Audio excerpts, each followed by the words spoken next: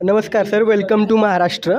अभी सर देखिए एआईसीटीई की तरफ से जो लोग जीपैट क्वालिफाइड है उनको एमफार्म करते वक्त स्टाइपेंड मिलता था। लेकिन पिछले पिछले कुछ दिनों से वो स्टाइपेंड का इशू चल रहा है। तो जो स्टूडेंट अभी एमफार्म कर रहे हैं उनको स्टाइपेंड नहीं मिल रहा, तो उनका जो कॉलेज का फ़ीस है या फिर जो रेंट है, ये सब उनको दिक्कत आ रही है। तो अभी वो सारे स्टूडेंट स्ट्राइक के बारे में सोच रहे हैं और उनको एक प्रॉब्लम आ रहा है, अभी वो फीस कैसा पे करें। तो अभी वो स्ट्राइक के बारे में सोच रहे हैं, सुसाइडल जैसे थॉट्स उनके मन में आ रहे हैं। हमारे महाराष्ट्र पीसीआई मेंबर है ऑनरेबल मिस्टर विजय पाटिल सर, तो उनको बहुत सारे स्टूडेंट मिले, कॉल किया था उनको, तो इशू उनकी तरफ एड्रेस किया था उन्होंने। तो अभी इसके बारे में पीसीआई क्या सोच रहे हैं? एज आप पीसीआई के प्रेसिडेंट है, तो आपकी तरफ से स्टूडेंट जानना चाहते हैं कि वो स्टाइपेंड के बारे में क्या चल रहा है। जैसे आपने बोला कि लास्ट ईयर एआईसीटी ने कंडक्ट करवाया था जीपेट का एग्ज़ाम, परंतु एआईसीटी ने कोई जो जीपेट का जो स्टाइपेंड है उसका डिसबर्समेंट नहीं किया था।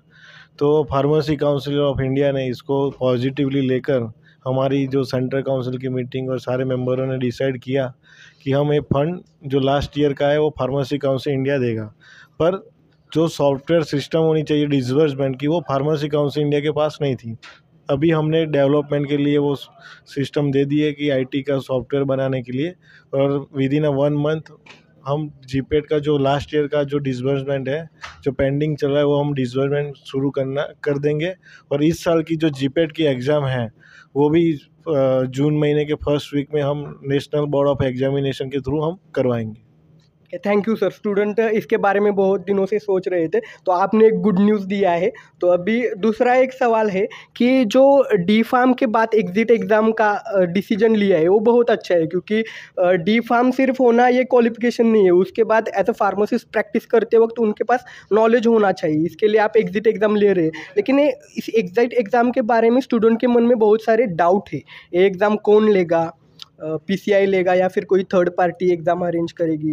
तो इसके बारे में जो स्टूडेंट के मन में डाउट है वो क्लियर कीजिए। और एक दूसरा सवाल इसके साथ, जिस तरह से डी फार्म को एग्जिट एग्ज़ाम है, इन फ्यूचर बी फार्म को हो सकता है क्या? क्योंकि स्टूडेंट सोच रहे हैं कि डी फार्म करने के बाद मैं direct second year B pharm को एडमिशन लूँगा, तो एग्जिट एग्ज़ाम से वो बच पाएगा। तो इसके बारे में थोड़ा सा आप क्लियर कीजिए। जो डिप्लोमा की एग्ज़िट एग्ज़ाम है वो फार्मेसी काउंसिल इंडिया, मतलब जो इस साल बच्चे पास आउट हो गए उनकी एग्ज़ाम सितंबर महीने में नेशनल बोर्ड ऑफ एग्जामिनेशन के थ्रू कंडक्ट की जाएगी। और जैसे आपने बोला कि जो एग्ज़ाम का शेड्यूल है वेरी सून हमारी वेबसाइट पे अवेलेबल होगा। और बाकी की जो बात बोले कि डिप्लोमा करने के बाद डिग्री में वो जो ट्रांसफ़र करते हैं उनको एग्ज़ाम नहीं देना पड़ेगा, पर उनका जो फर्स्ट रजिस्ट्रेशन है वो डिप्लोमा पे ही होगा, तो उनको कंपलसरी वो एग्ज़ाम तो देनी ही पड़ेगी। और अभी बैचलर ऑफ फार्मेसी के लिए अभी एज सुन कोई हमने रूल्स बनाए नहीं है, पर फ्यूचर में हमारी काउंसिल क्वालिटी एजुकेशन को सुधार करने के लिए सोच सकती है। और एक छोटा सा सवाल sir, as a pharmacist we are professional, but sometime हम लोगों को पैरामेडिकल में कंसिडर किया जाता था। तो इसके रिगार्डिंग पीसीआई ने डिसीजन लिया कि वी आर नॉट पैरामेडिकल। तो अभी रेलवे बोर्ड है या फिर कुछ जगह पे वो क्या सोच रहे हैं, if you are not paramedical तो पहले से जो वहाँ पे वर्किंग प्रोफेशनल थे उनके बारे में वो सोच रहे हैं कि उनको वहाँ से कम करेंगे। तो क्या मतलब as a pharmacist we are technical है या फिर हम मेडिकल फील्ड में आएंगे? मतलब इसके बारे में थोड़ा सा क्लियरिफिकेशन दीजिए। अभी भारत सरकार ने हेल्थ केयर प्रोफेशनल का एक पोर्टल बनाया है जिसमें डॉक्टर, नर्स और फार्मासिस्ट वैसे जितने भी हेल्थ केयर प्रोफेशनल्स हैं उनको इंक्लूड किया गया है। तो जो मतलब जो हेल्थ केयर प्रोफेशनल की रजिस्ट्री बन रही है तो हम हेल्थ केयर में आ रहे हैं। और पैरामेडिकल का ऐसा है कि जो लैब टेक्नीशियन है या तो मतलब जो इस लेवल के जो कोर्स है उन मतलब लेबोरेटरी का कोई काम करता है तो कोई ब्लड सैंपलिंग का काम करता है, उस लेवल के लोग रहते हैं। लेकिन हमारे फार्मासिस्ट है वो प्रॉपर हेल्थ केयर का एक प्रॉपर पार्ट है, क्योंकि हम पेशेंट काउंसलिंग करते हैं, मेडिसिन देते हैं, मतलब दवाई बनाने से लेकर दवाई डिस्पेंस तक पेशेंट काउंसलिंग करना हमारा रोल है। क्लिनिकल जो साइड इफ़ेक्ट्स आती है वो भी एडवर्स ड्रग रिएक्शन हम मॉनिटरिंग करते हैं।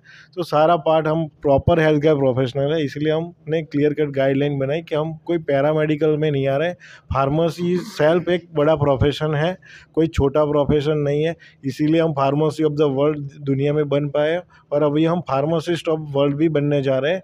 तो अभी जहाँ जहाँ ये दिक्कत आएगी, अगर कोई फार्मासिस्ट को कोई जॉब में से निकाला जा रहा है इस मुद्दे को लेकर, तो वो अथॉरिटी को फार्मेसी काउंसिल इंडिया लेटर लिखेगी और उनकी जो भी प्रॉब्लम्स है उसको सॉर्ट आउट करेगी। सर ये बहुत अच्छी बात है कि एज अ पैरामेडिकल से अच्छा है कि हम रिकॉग्नाइज हो रहे हैं एज और लास्ट का आखिरी सवाल फार्म डी के बारे में। फार्म डी के स्टूडेंट को बहुत सारी जगह पे एलिजिबल नहीं दिखाया जाता, उनके भी कुछ सारे इशू है और एज आपने कहा कि हम लोगों को एज अ प्रोफेशनल पैरामेडिकल नहीं है, हमको प्रोफेशनल करके रिकॉग्नाइज किया जाएगा मेडिकल फील्ड में। तो पेमेंट का पे स्केल का इशू है, उसके बारे में पीसीआई क्या करेगी कि मतलब फार्मासिस्ट का पे स्केल जैसे बताया फार्म का, तो फार्म डी के लिए हमने क्लिनिकल फार्मासिस्ट की पोस्ट का एस्टेब्लिशमेंट किया है और उसकी पूरी पॉलिसी बना दी है और गवर्नमेंट के अप्रूवल में है। वेरी सुन वो भी पॉलिसी इम्प्लीमेंट हो जाएगी, जिससे फार्म डी के बच्चे और जो फार्म डी पास आउट है वो क्लिनिकल फार्मासिस्ट की प्रैक्टिस डॉक्टर के साथ कर सकेंगे और जितना भी पेशेंट का रिकॉर्ड्स है, मतलब पूरा मॉनिटरिंग, मतलब एक पेशेंट का पूरा मेडिकल हिस्ट्री वो रिकॉर्ड भी करेंगे और पेशेंट काउंसलिंग भी करेंगे। और जो एंटी माइक्रोबियल रेजिस्टेंस का बड़ा एक विषय है, उस पर भी फार्मासिस्ट का योगदान रहेगा, क्लिनिकल फार्मासिस्ट का। और जैसे आपने बताया कि पे स्केल की बात, तो पे स्केल ऐसा है कि फार्मेसी काउंसिल इंडिया जो भारत सरकार में हॉस्पिटल देखते हैं तो CGHS है, तो उसमें ऑलरेडी पे स्केल तो चेंज हो गया। अपन जो पे स्केल की मैटर वो state to state government matter करती है, तो वो स्टेट गवर्नमेंट का विषय है। तो उसको सारे स्टेट गवर्नमेंट अगर फार्मासिस्ट हर जगह पे रिप्रेजेंटेशन देंगे तो आने वाले समय में पे स्केल भी चेंज हो जाएगा।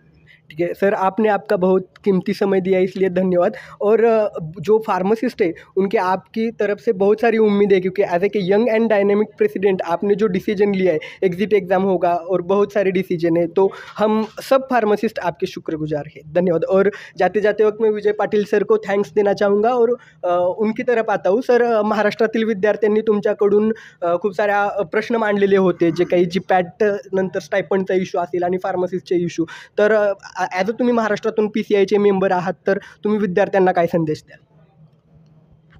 मी प्रथम doctor Mantu Patel J pharmacy council of इंडियाचे अध्यक्ष आहेत, त्यांचे या ठिकाणी मनपूर्वक आभार व्यक्त करतो। आज DY पाटील कॅम्पसमध्ये PCIची जी एक्झिक्युटिव्ह कमिटी मीटिंग झाली, त्याच्यामध्ये मला इन्व्हायटेड मेंबर म्हणून बोलवलं गेलं होतं आणि त्या मीटिंगमध्ये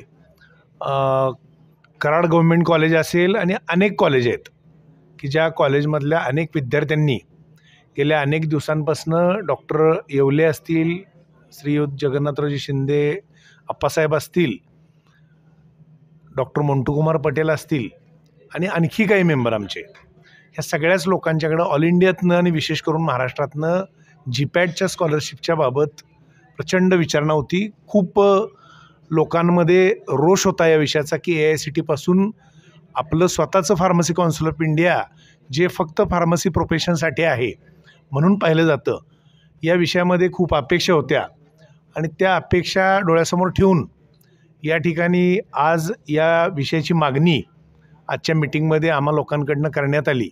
इनफॅक्ट या पर्टिक्युलर विषयाच्या अंतर्गत डॉक्टर मंटू पटेल आणि PCIचं ऑफिस गेल्या काही महिन्यांपासून काम करत आहे, परंतु AICTEकडून आधी झालेल्या एक्झामचा सगळा डाटा घेणं आणि ती सगळी प्रोसेस पूर्ण करणं यामध्ये बराचसा कालावधी गेलेला आहे। परंतु या सगळ्या गोष्टींमध्ये आता निश्चितपणे आज प्रेसिडेंट सरांनी जी गोष्ट या ठिकाणी सांगितली आणि आजच्या मीटिंगमध्ये ही प्रोसेस इमिडिएटली सुरू करून येणाऱ्या 1 महिन्यामध्ये आपण त्या दिशेनं वाटचाल करतोय आणि आपल्या मुलांना आपण दिलासा देऊ शकलो।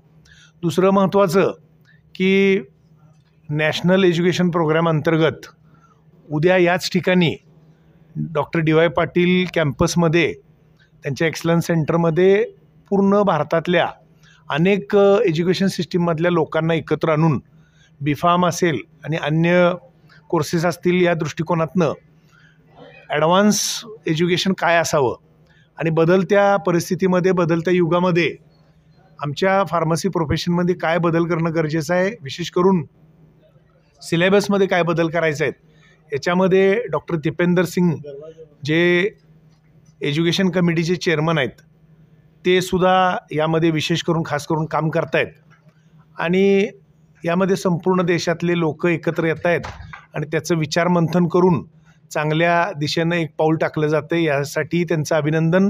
अशा प्रकारचे प्रोग्राम पूर्ण भारतामध्ये सगळ्या झोनमध्ये पूर्ण करणार आहेत हे लोक आणि एका वेगळ्या दिशेनं एक चांगली वाटचाल म्हणून मी स्वतः एक PCIचा मेंबर म्हणून पाहतोय. प्रत्येक क्षेत्रामध्ये फार्मसीचा समावेश असावा आणि फार्मसी प्रोफेशनमधल्या लोकांना चांगल्या संधी प्राप्त व्हाव्यात या दृष्टीनं चांगले प्रयत्न केले जाणार आहेत. आजच जो विषय आपण आत्ता मुलाखतीदरम्यान प्रेसिडेंट सरांना विचारला की एअर इंडिया किंवा रेल्वेमधले फार्मासिस्ट आणि पॅरामेडिकल म्हणून त्यांचा आधी असलेला सहभाग आणि बदलत्या परिस्थितीमध्ये त्या लोकांच्या नोकऱ्यांबद्दल काय होईल, यामध्येही प्रेसिडेंट सरांनी आज या ठिकाणी आजच्या मीटिंगमध्ये मला व्यक्तिशः या ठिकाणी आश्वासन दिले आणि ते पत्र देत आहेत एअर इंडियाला आणि रेल्वेला की आधी जे लोक आमचे तिथं आहेत त्या लोकांच्या नोकऱ्या कुठल्या परिस्थितीत जाऊ नये, किंबहुना या पुढच्या काळामध्ये सुद्धा ह्या नोकऱ्या कायमस्वरूपी नवीन फार्मासिस्टची संधीसुद्धा राहावी या दृष्टीनं ते प्रयत्न करतायत. महाराष्ट्रामध्ये खास करून संपूर्ण EC कमिटीचं प्रेसिडेंट सरांचं, व्हाईस प्रेसिडेंट सरांचं, डॉक्टर येवले असतील, मोंटूकुमार पटेल सर असतील आणि सगळे आमचे EC असतील, ऑफिस स्टाफ PCIचा सगळा आला होता. या सगळ्या लोकांचं पुनश्च एकदा स्वागत करतो, अभिनंदन करतो. Doctor DY Patil campus, doctor Vijay Patil यांनी आणि डॉक्टर राकेश सोमानी जे इथले प्राचार्य आहेत ह्यांनी जे उपलब्ध हॉल करून दिला आणि सगळी व्यवस्था या ठिकाणी करण्यात आली त्याबद्दल त्या कॅम्पसचं आणि सगळ्या डायरेक्टरचं या ठिकाणी मनपूर्वक अभिनंदन करतो. Thank you so much.